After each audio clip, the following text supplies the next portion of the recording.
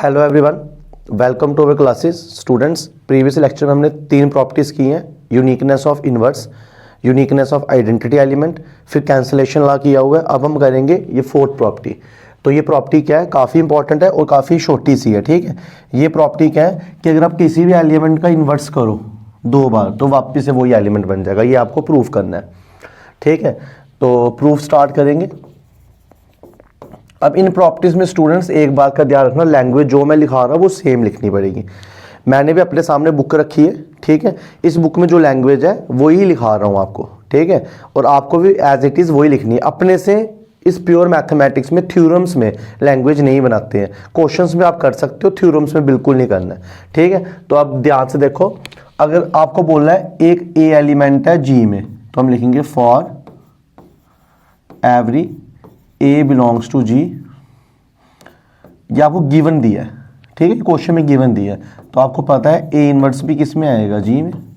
क्यों A inverse जी में क्यों आएगा? क्योंकि जो जी है वो एक ग्रुप है, और ग्रुप में अगर आप कोई एलिमेंट ले रहे हो तो उसका इनवर्स भी उसमें आएगा।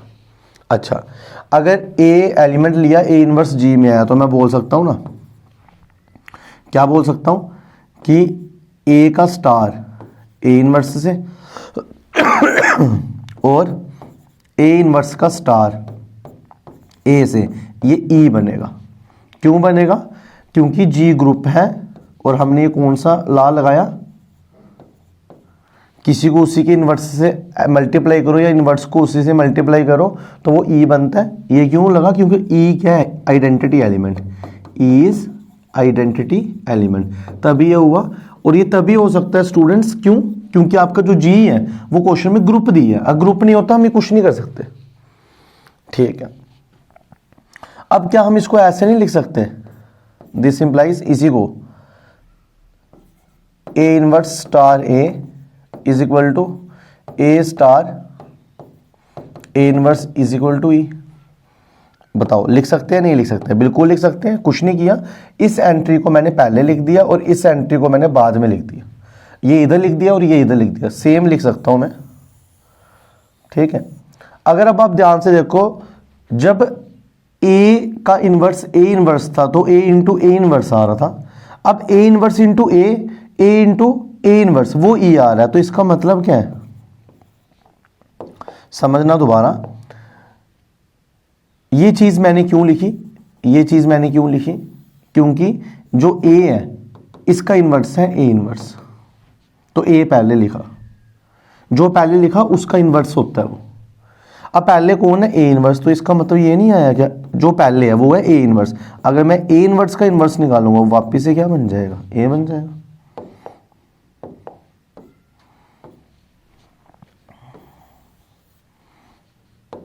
समझे?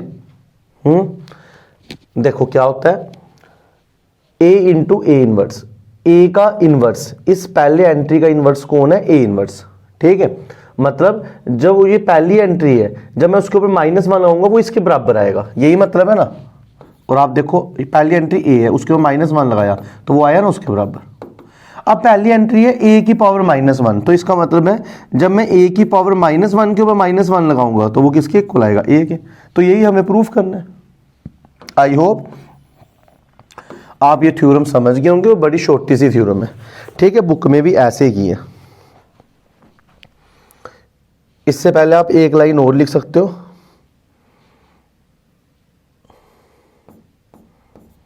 इसका मीनिंग है inverse of A is A inverse.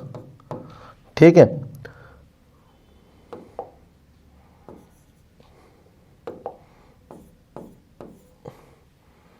इस इक्वेशन को दे देना आप फर्स्ट इक्वेशन। तो फर्स्ट से हमने लिया ये दोबारा, और इसका मीनिंग है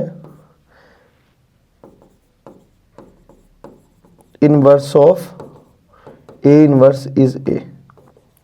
इसका इन्वर्स करो तो ए मिलेगा, तो मैंने ये लिया और इसका इन्वर्स कर दिया और ए मिल गया। तो यही हमने रिजल्ट प्रूव करना था। छोटा सा रिजल्ट था। आपको लैंग्वेज में बिल्कुल भी चेंज नहीं लाना है, लैंग्वेज में बिल्कुल भी चेंज नहीं लाना है, इन थ्योरम्स में तो बिल्कुल नहीं लाना है, इन प्रॉपर्टीज में। आई होप आपको ये क्वेश्चन अच्छे से समझ आया होगा। अगर आपको तब भी डाउट आ रहा है तो आपको मैं यही बोलूँगा, आप दोबारा से इस लेक्चर को सुनिए, आराम से समझिए,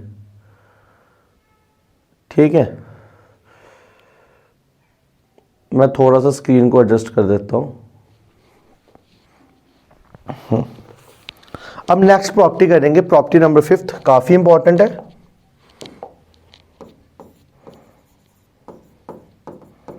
प्रॉपर्टी नंबर 5 का नाम है रिवर्सल लॉ। रिवर्सल लॉ ये क्या बोलता है? ये बोलता है अगर आप ए एलिमेंट को बी के साथ स्टार कर रहे हो, ऑपरेशन कोई भी हो सकता है, मतलब पेपर में ये ऐसे भी आ सकता है, जम्मू यूनिवर्सिटी के फाइनल एग्जाम में ये ऐसे भी आ सकता है कि A B inverse is equal to. तो अभी इस केस में जो स्टार है वो इन्होंने मल्टीप्लाई करी है, ठीक है। पेपर में ये मल्टीप्लाई भी आ सकता है और आता है मल्टीप्लाई, बड़ी बार मल्टीप्लाई आता है। तो जब मल्टीप्लाई आएगा तो आपने कुछ नहीं करना, स्टार को हटा के मल्टीप्लाई कर देना है। जैसे मैं इधर स्टार लिख रहा हूं, आपने स्टार की जगह क्या लिख देना है, ऐसे, अगर मल्टीप्लाई आएगा। तो रिवर्सल लॉ ये है कि अगर आप 2 का मल्टीप्लाई का इन्वर्स करते हो तो उसका मतलब है B inverse into A inverse, और जब आप स्टार की बात करोगे तो इसका मतलब है बी इनवर्स स्टार ए इनवर्स। तो ये आपका रिवर्सल लॉ है। और जो ये ए बी एलिमेंट्स हैं ये ग्रुप जी के एलिमेंट्स हैं। और मल्टीप्लाई में जब आएगा तो उन्होंने ऐसा पूछा होगा, कुछ भी नहीं करना है, मैं भी आपको स्टार से करा रहा हूं। जब पेपर में जब देखो, मैं आपको एक सिंपल बात बताता हूं, अगर मैं आपको मल्टीप्लाई से कराता, एग्जाम में स्टार आता तो आप कंफ्यूज हो जाते हैं। मैं आपको करा रहा हूं स्टार से, जब मल्टीप्लाई आएगा आपने स्टार को मल्टीप्लाई कर देना, ठीक है। और बड़ी बुक में तो स्टार से ही है, जो आपकी बुक है उसमें स्टार से, इसलिए मैं स्टार से ही करा रहा हूं। आई होप अब आप इसको समझोगे। अब सुनना ध्यान से, मैं इस थ्योरम में क्या करने वाला हूं। अभी आपको बताना है इसका इन्वर्स ये आ रहा है, तो ये जिसका इन्वर्स निकालना ना, इसका इन्वर्स, इस पूरे को मैंने सी मान लिया। क्या मान लिया? सी। और इस पूरे को मैंने मान लिया डी। तो आपका इस क्वेश्चन में सी कौन है? ए स्टार बी। और डी कौन है? बी इनवर्स स्टार ए इनवर्स। और आपको बताना है इसका इनवर्स डी है। तो आपको बस इतना सा बताना है, पहले आपको सी स्टार डी करना है और वो किसके इक्वल बताना है? ई के इक्वल बताना है। सी स्टार डी किसके इक्वल बताना है? ई के। और फिर अगेन आपको डी स्टार सी करना है और वो भी किसके इक्वल बताना है? ई के। जब आप ऐसा कर लोगे तो फिर आप बोल सकते हो कि जो सी स्टार डी है और जो डी स्टार सी है वो किसके बराबर है? ई के। अगर 2 का मल्टीप्लाई ई के बराबर है तो सी भी डी का इन्वर्स है और डी भी एक सी का क्या इन्वर्स। तो हम बोल सकते हैं देयरफॉर जो पहली एंट्री है वो कौन है? सी। सी का इन्वर्स कौन है? डी। अब सी जो इलेक्ट किए हैं उनकी वैल्यूज वापस डाल देनी है।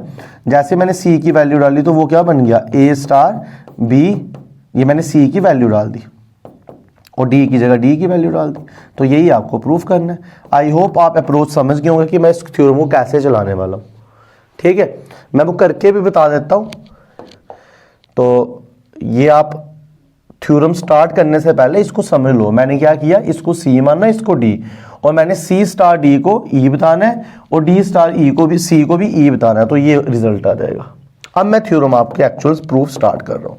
उससे पहले मैंने आपको थोड़ा सा ऐसे बताया कि हमें ऐसे प्रूफ करना है, क्योंकि कभी भी किसी को इन्वर्स बताना हो, कभी भी किसी को किसी का इन्वर्स बताना हो तो क्या बताना पड़ता है? हमें बताना पड़ता है दोनों का मल्टीप्लाई आइडेंटिटी आ रहा है,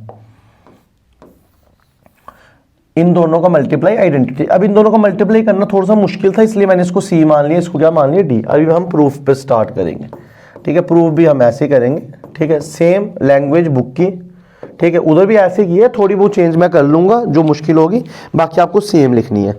तो देखो मैं पहले लिखूंगा लेट ए बी, 2 एलिमेंट है जी के, और जी क्या है? ग्रुप। अगर जी ग्रुप है तो इसका मतलब है कि ए का इन्वर्स और बी का इन्वर्स भी किस में है? जी में। बिकॉज रीजन लिखना है every element in G has its inverse. कोई भी एलिमेंट जी में है उसका इनवर्स भी उसी के पास होगा। तो ये आपको रीजन लिख देना। आई होप आप ये समझ गए होंगे, ठीक है। अब डायग्राम बताता हूँ। जी के अंदर ए भी है, बी भी है, ए इनवर्स भी है और बी इनवर्स भी है और जी ग्रुप है। तो आपको पता है क्लोजर लॉ भी होल्ड करता है। नाउ हमें पता है ए स्टार बी ये भी जी में होगा, ए स्टार बी भी किस में होगा, जी में होगा, और बी इनवर्स स्टार ए इनवर्स ये भी किस में होगा, जी में। ये दोनों जी में होंगे, क्यों, by closure law, by closure law. Closure law क्या बोलता था, अगर दो एलिमेंट जी में है तो उनका बाइनरी ऑपरेशन भी जी में जाएगा, और ये दो एलिमेंट जी में तो इनका बाइनरी ऑपरेशन भी जी में जाएगा। अब क्वेश्चन आपके मन में राइज ये करता है मैंने यही क्यों लिए, आपको मैंने अभी बताया था इसको मैंने सी मानना है, इसको मैंने क्या मानना है, डी, तो तभी मैं यही ले रहा हूं। ठीक है, इसके बाद नेक्स्ट स्टेप जैसे मैं लिख रहा हूं आपको कॉपी पे भी पेपर पे भी ऐसे ही लिखना है। ठीक है, ये डायग्राम आप अपने समझ के लिए बना सकते हो, नहीं भी बना सकते हो। अब ए स्टार बी को मैंने सी मान लिया, तो सी किस में है, जी में, और डी किस में है, जी में, और साथ में बताया वेयर, ये डायग्राम आपको समझाने के लिए लिखी थी,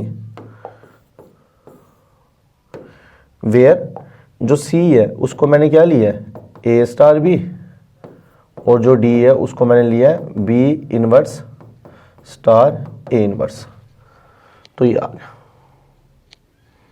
ठीक है, अब आपको क्या करना है, वही जो मैंने आपको बताया था कि सी स्टार डी को आपको ई करना है। तो देखो नाउ सी स्टार डी, सी स्टार डी ले लिया। ठीक है, अब सी का मतलब है जो वैल्यू वो डाल दी, सी का मीनिंग है ए स्टार बी, और ये आ गया डी। ठीक है, देखा जाए डी भी तो एलिमेंट ही है जी का, क्योंकि डी बेसिकली क्या है, बी इनवर्स स्टार ए इनवर्स, और इसको मैंने डी मानना है, तो डी किसका एलिमेंट है, जी का, और जी क्या स्टूडेंट्स ग्रुप है। तो ये तीन एलिमेंट में एसोसिएटिव प्रॉपर्टी लग जाएगी। एसोसिएटिव प्रॉपर्टी होती थी कि अगर आप तीन एलिमेंट ले रहे हो जी के तो उनका स्टार भी किस में जाएगा, उनके ब्रैकेट जब आप हटाओगे तीन एलिमेंट को जैसे मर्जी ऑपरेट करोगे वो सेम रहेगा। ठीक है, एसोसिएटिव प्रॉपर्टी ये होती थी।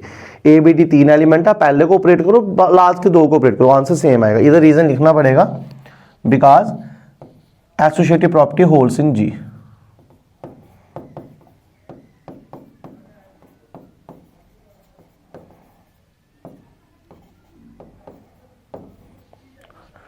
आई होप आप समझ गए। अब क्या करोगे, ए स्टार, इस बी को मैंने एज इट इज रखा, अब जो डी की वैल्यू है वो डाल दी।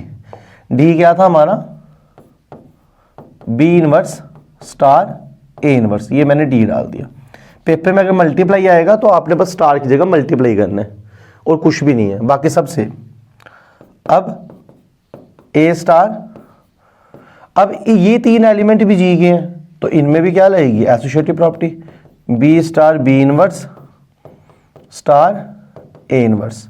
तो ये भी क्या आया, बिकॉज बाय एसोसिएटिव प्रॉपर्टी। आपने पूरा नाम लिखना है, एसोसिएटिव प्रॉपर्टी। ठीक है, अब हमें पता है बी को बी इनवर्स से मल्टीप्लाई कर रहे हो और जी ग्रुप है, बी को बी से इनवर्स कर रहे हैं, बी को ऑपरेट कर रहे हैं उसके इनवर्स से, और जी ग्रुप है, तो ये पक्का आइडेंटिटी बनेगा, ई बनेगा, e star A inverse. Reason, because b star B inverse is equal to b inverse star b is equal to e as G is a group. G group है तो आप किसी भी एलिमेंट को उसके inverse के साथ ऑपरेट करो वो हमेशा क्या बनेगा, ई बनेगा। आई होप आपको इतना समझ आ रहा होगा। फिर उसके बाद अब अगर आप ध्यान से देखो, आइडेंटिटी को ए इनवर्स से करूंगा तो वो ए इनवर्स ही रहेगा, क्योंकि आइडेंटिटी को जिससे भी ऑपरेट करें वो सेम रहता है। तो ई क्या है, आपका आइडेंटिटी एलिमेंट है, ई आइडेंटिटी एलिमेंट है, इसलिए वो ए इनवर्स को ए इनवर्स ही रखेगा। अब ए एलिमेंट को उसी के इनवर्स से कर रहा हूं तो वो फिर क्या बनेगा, ई बनेगा। तो पहला पार्ट प्रूफ हो गया, सी स्टार डी किसके इक्वल है, ई के। अब हमें डी स्टार सी करना है, डी स्टार सी। ठीक है। अब डी स्टार सी कैसे करना है, पहले डी की वैल्यू डाल दो। डी की वैल्यू है बी इनवर्स स्टार ए इनवर्स और ये स्टार सी। अब ये तीनों एलिमेंट जी के हैं तो एसोसिएटिव प्रॉपर्टी लगेगी, बी इनवर्स स्टार ए इनवर्स स्टार सी। इधर आपने लिखना है एसोसिएटिव प्रॉपर्टी, ठीक है, होल्स इन जी। फिर उसके बाद अब आप बोलोगे सर मैं ये भी बताऊंगा कि ये जी में, वो मैंने ऊपर बता दिया है कि ये सब एलिमेंट जी के हैं। अब उसके बाद बी इनवर्स को वैसे रखा, ए इनवर्स को वैसे रखा, सी की वैल्यू डाल दी और सी की वैल्यू क्या थी, ए स्टार बी, ये मैंने सी की वैल्यू डाली, ठीक है, ये मैंने सी की वैल्यू डाली। फिर अगेन ये तीन एलिमेंट जी के हैं तो एसोसिएटिव प्रॉपर्टी लगेगी। एसोसिएटिव प्रॉपर्टी क्या करेगी, इनकी ब्रैकेटों को चेंज कर देगी। आप ब्रैकेटें चेंज कर सकते हो। इधर आप फिर क्या लिखोगे, बाय एसोसिएटिव प्रॉपर्टी। फिर इधर आ गया B inverse star A star A inverse क्या है ई, और ये स्टार कितना आ गया बी। और सॉल्व करोगे तो ये कितना आ जाएगा, बी इनवर्स स्टार ई को जिस भी एलिमेंट से ऑपरेट कर रहा हूं वो एलिमेंट को सेम रखता है, वो बी ही रहेगा।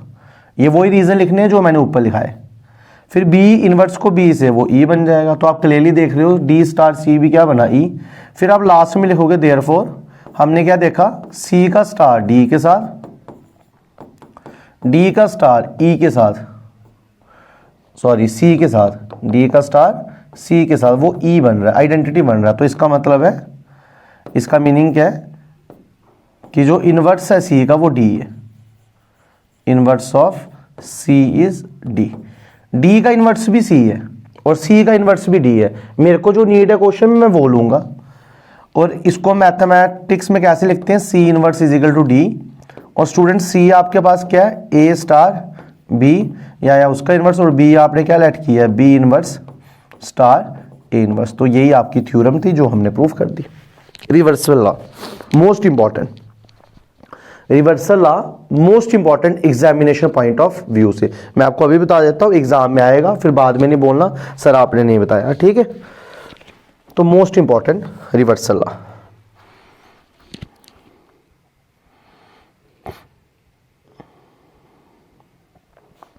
अब एक और थ्योरम है, ये अभी तक 5 प्रॉपर्टीज काफी ज्यादा इंपॉर्टेंट है, 6th प्रॉपर्टी पे आएंगे। एक बार मैं देखूंगा कि आपकी न्यू बुक जो है उसमें है भी है नहीं है, 5 तो हैं, हाँ 6th प्रॉपर्टी भी है बुक में, तो 6th प्रॉपर्टी पे आएंगे।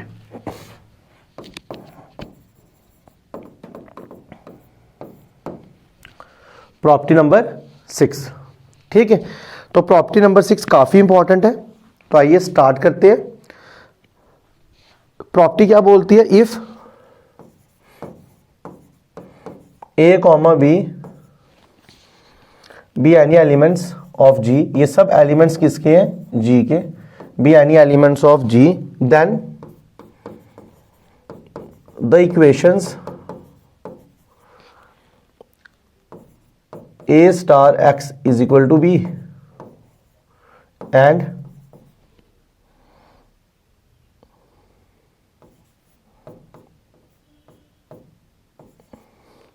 y star a is equal to b have unique solution in G, have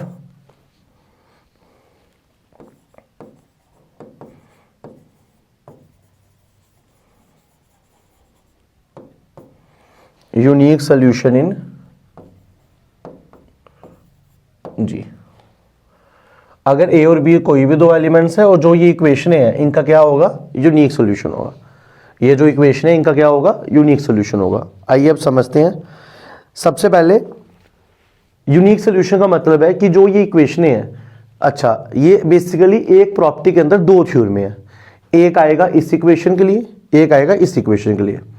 आपको एग्जाम में शॉर्ट आंसर आएगा, लॉन्ग आंसर कभी नहीं आएगा। अगर आपको ये शॉर्ट आंसर आएगा तो आपने बस एक इसके लिए बताना जैसे मैं बता रहा हूं, और दूसरे के लिए सिमिलरली बोल देना। और अगर आपको लॉन्ग आंसर आएगा तो कुछ नहीं करना है, जैसे ऊपर आपने ए स्टार एक्स किया वैसे वाई स्टार ए करना है। मगर ये लॉन्ग आंसर कभी नहीं आया है, ना आया है, ना कभी आएगा, और ना प्रीवियस कभी आया हुआ। तो जैसे मैं करा रहा हूं वैसे ही करना। हम इसको प्रूव करेंगे और नीचे दूसरा क्या कर देंगे सिमिलरली, क्योंकि शॉर्ट आंसर टाइप प्रॉपर्टीज है। तो स्टार्ट करते हैं। अब आपको बताना है कि जो ये दो इक्वेशंस आपको दी हैं, ये फर्स्ट इक्वेशन और ये दूसरी इक्वेशन, अब आपको ये समझ नहीं आ रहा होगा ये क्या यूनिक सोल्यूशन, मैं आपको समझाता हूं। जैसे a star x is equal to B है, अगर मैं स्टार को मल्टीप्लाई कर दूं तो a into X is equal to B, ये इक्वेशन है। और समझाने के लिए a को 3 डाल दूं तो ये इक्वेशन है। तो बोलता है बताओ कि जो ये x होगा, जो ये x होगा, ठीक है, ये इसका सोल्यूशन होगा इस इक्वेशन का। ये x क्या होगा 2/3, क्योंकि जब आप इधर 2/3 डालोगे 3 कट जाएगा, 2 और 2 बराबर आ जाएगा। तो x इस इक्वेशन का सोल्यूशन है। तो ये थ्योरम बोलती है कि जो भी सोल्यूशन आएगा वो यूनिक आना चाहिए। मतलब जैसे मैं सॉल्व कर रहा हूं इसको, मेरा 2/3 आ रहा है, आप करोगे आपका भी क्या आएगा 2/3। ये आपको प्रूफ करना है। बस अब इतना सिंप्लीफाई करके नहीं दिया, स्टैंडर्ड फॉर्म में दिया, तो घबराना नहीं है, ठीक है। तो ये आपके पास इक्वेशन है। अगर मैं स्टार को प्लस कर लूं तो फिर ये ऐसा बन जाएगा। वो तो कुछ भी कर सकते हो आप, a को 2 डाल दो और b को 3 डाल दो। अब x क्या होगा 1। अब मैं बोल रहा हूं इसके अंदर 1 डालो 3 बन रहा है, आप बोल सकते हो 2 डालूंगा 3 बन रहा है। तो इसी को यूनिकनेस बोलते हैं, यही आपको प्रूफ करना है। तो ये इक्वेशन है, ठीक है।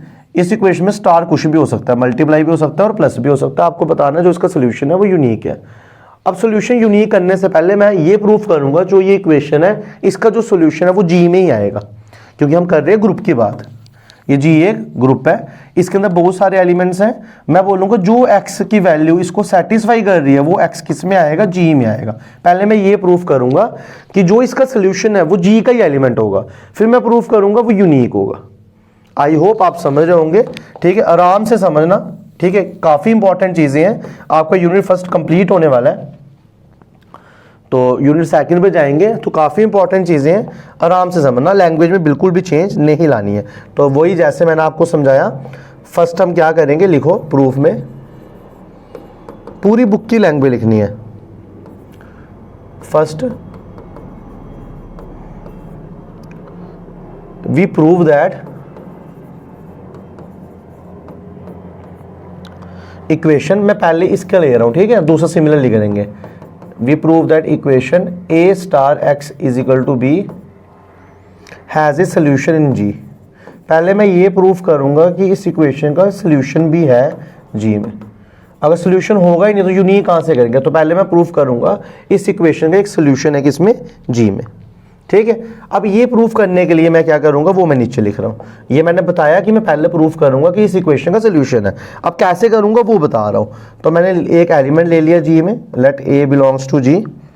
अगर a जी में लिया तो इसका मतलब देन अगर a जी का एलिमेंट है तो पक्का इसका इनवर्स भी किस में होगा, जी में। क्यों, बिकॉज जी इज ग्रुप।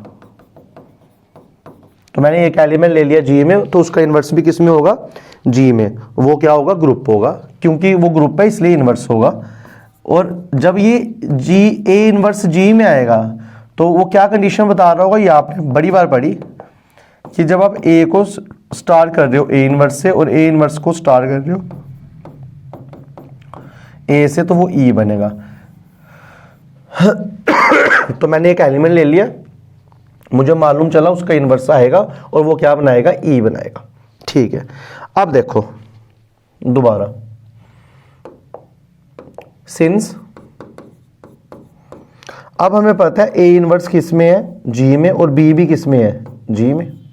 देखो मैंने किया क्या, पहले ये जी ए ग्रुप था, उसके अंदर ए और बी ले लिए, ठीक है। तो ए इन्वर्स भी जी में आएगा, बी इन्वर्स भी आएगा, मगर मेरे को अभी नीड नहीं है इसलिए मैं नहीं लिख रहा हूँ, ठीक है। इन दोनों का मल्टीप्लाई भी आएगा, इन दोनों का मल्टीप्लाई भी आएगा, जो मेरे को नीड है मैं वही लिखूंगा। अगर ए और बी जी में लिया तो ए इन्वर्स भी जी में है। अब मैं लिख रहा हूँ ए इन्वर्स और बी, ये दोनों के दोनों जी में है।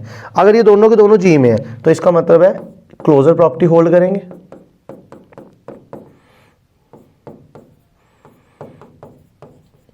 ये लेक्चर आपको तभी समझ आएंगे जब प्रीवियस लेक्चर आपको ढंग से समझे। अगर आप दो एलिमेंट ले रहे हो किसी ग्रुप के तो उनका बाइनरी ऑपरेशन जब स्टार लगाओगे वो भी जी में जाएगा बाय क्लोजर लॉ। तो ये आपके पास आ गया, ठीक है।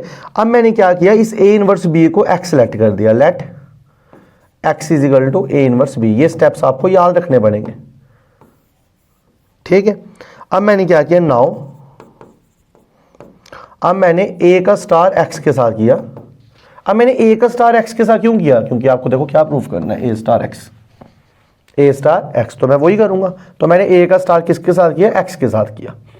ठीक है, थोड़ा सा जूम करता हूं, आई होप आपको स्क्रीन में क्लियर दिख रहा होगा। हाँ जी, बिल्कुल क्लियर दिख रहा है।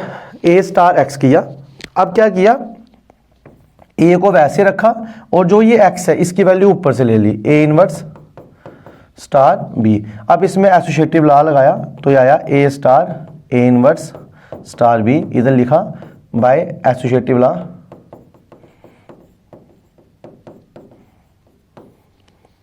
अब ए स्टार ए इनवर्स क्या होता है? ई, ये हमने ऊपर लिखा हुआ है, और ई को जिस मर्जी के साथ करो ई खत्म हो जाता है, वो क्या देता है? बी। तो आपके पास क्या आ रहा है? आपके पास आ रहा है कि ए स्टार एक्स किसके इक्वल है? बी के। तो यही आपको लेना था, यही इक्वेशन थी। और आपके पास एक्स कौन है?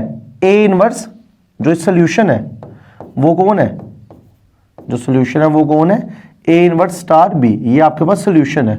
और क्या ये सोल्यूशन जी में आ रहा है? बिल्कुल आ रहा है, क्योंकि अभी आपने बोला ये जी का एलिमेंट है और वो किसके अंदर है? जी में। तो इसका मतलब है कि जो ये इक्वेशन है स्टूडेंट्स, इसका सोल्यूशन कौन है? एक्स, और एक्स आपका सोल्यूशन है ए इनवर्स स्टार बी, और वो जी में आ रहा है। इसका मतलब है इस इक्वेशन का जो भी सोल्यूशन है वो जी का एलिमेंट है। तो this implies equation a star x is equal to B has a solution in G. इस इक्वेशन का सोल्यूशन किसमें है? जी में। अब आपको प्रूफ करना है कि जो ये सोल्यूशन है ये यूनिक सोल्यूशन है। ये क्या है? Unique solution. तो आई होप आपको इधर तक थ्योरम समझ आई होगी। ये स्टेप्स आपको याद रखने पड़ेंगे कैसे प्रूफ करते हैं। ठीक है, एक दो बार सुनोगे, दो तीन बार सुननी पड़ेगी। ठीक है, तभी एब्स्ट्रैक्ट अलजेब्रा समझ आएगा।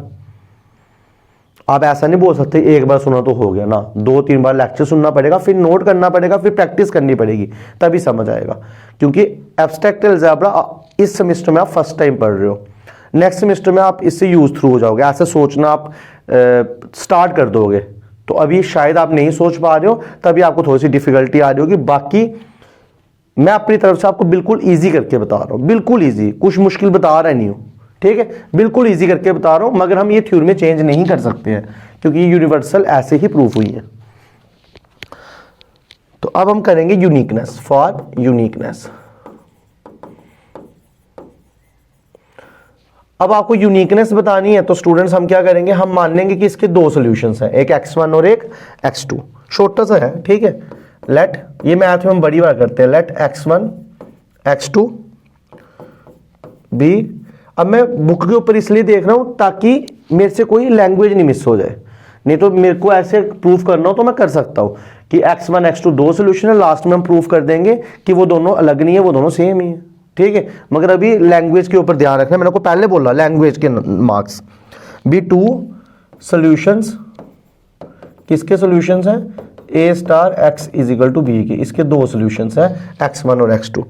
अगर x1 और x2 इसके दो सॉल्यूशंस हैं तो इसका मतलब है जब मैं x1 डालूंगा तब भी ये होल ट्रू होगा और जब मैं x2 डालूंगा तब भी ये ट्रू होगा। मतलब जब मैं ए स्टार x1 करूंगा तब भी ये बी आएगा और जब आप ए स्टार x2 करोगे तब भी ये क्या आएगा? बी। अगर ये दोनों सोल्यूशन है तो उसको सेटिस्फाई करेंगे। सेटिस्फाई करने का मतलब है x1 x2 उधर डालोगे तो रिजल्ट सेम आएगा। तो ये आपके पास एक इक्वेशन, ये आपके पास दूसरी इक्वेशन, दोनों बी की इक्वल है तो दोनों आपस में भी क्या होंगी? सेम होंगी। A star x1 is equal to a star x2। अभी प्रीवियस लेक्चर में मैंने आपको लेफ्ट कैंसलेशन लॉ बताया था, by left cancellation law. Left cancellation law क्या बोलता है कि जो लेफ्ट साइड के अगर सेम एलिमेंट है वो कट सकते हैं, तो ये सेम सेम एलिमेंट कट जाएंगे तो x1 किसके इक्वल आया? x2। अब ये क्या हुआ, मैंने माना था इसके दो अलग अलग सोल्यूशन है मगर वो दोनों क्या हुए? सेम। तो देयरफॉर जो इक्वेशन है ए star x is equal to B has a unique solution. किसके अंदर है? मगर वो सोल्यूशन जो भी है वो किस में रहेगा? जी में आएगा। तो ये आपने एक इक्वेशन के लिए प्रूफ कर दिया। सिमिलरली जब पेपर में आएगा तो दूसरा आपको करने की जरूरत नहीं है, सीधे लिखना है similarly equation Y star A is equal to B has unique solution. Similarly इसका भी क्या है, यूनिक सोल्यूशन। ठीक है, तो ये आपका क्या था, इसके ऊपर एक प्रॉपर्टी थी जो काफ़ी इंपॉर्टेंट है, काफ़ी इंपॉर्टेंट है। इसके बाद अभी और भी प्रॉपर्टीज है, वो हम नेक्स्ट लेक्चर में प्रोवाइड करेंगे। तो स्टूडेंट्स इस लेक्चर में इतना ही। आई होप कि आप चीज़ों को समझ रहे होंगे। Thank you students, have a nice day.